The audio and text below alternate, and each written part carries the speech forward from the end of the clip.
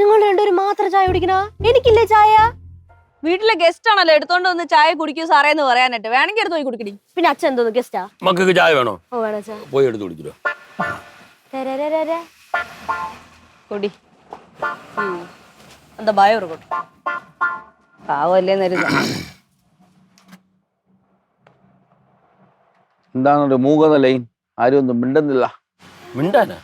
ഇന്ന് രാവിലെ എഴുന്നേറ്റോണ്ട് ഇവിടെ പാട്ട് പാടി നടക്കും. ഒച്ചയും ബഹളമൊക്കെ ഉണ്ടാക്കിക്കൊണ്ട് മിണ്ടുന്നില്ല. അല്ല പത്രമൊക്കെ വായിക്കുന്നു.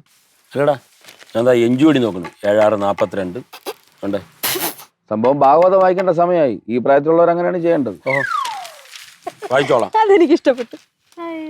എന്തോന്നു? ഒന്നുമില്ല. അങ്ങള് പറഞ്ഞതാ അച്ഛൻ പറഞ്ഞതാ? അല്ല അണ്ണന്റെ തഗ് കൊള്ളൂല, എന്നത് കൊള്ളാന്ന് പറയരുത്. മനസ്സിലായില്ലേ? വേറെ പണിയൊന്നുമില്ലേ? 2 ഉണ്ട്, കൊണ്ടുവരട്ടോ.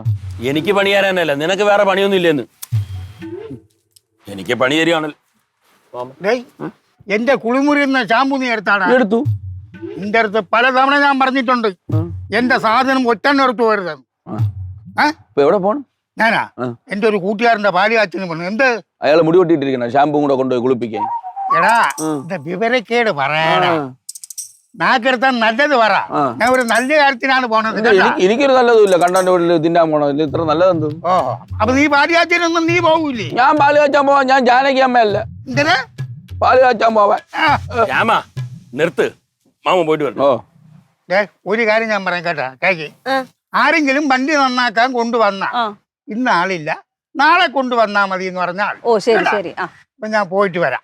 ജനശതാബ്ദി വല്ല വരൂ? എനിക്ക് പാടാം. അപ്പൊ ഒരു 5 മിനിറ്റില് ഞാൻ റെഡി ആയിട്ട് വരാം. എവിടെ? പാലേച്ചിന് പോവാൻ. എന്നെ വിളിച്ചില്ലല്ലേ? എന്നെയല്ലേ വിളിച്ചത്? ഞാൻ പൊയ്ക്കോളാം. പോട്ടാ.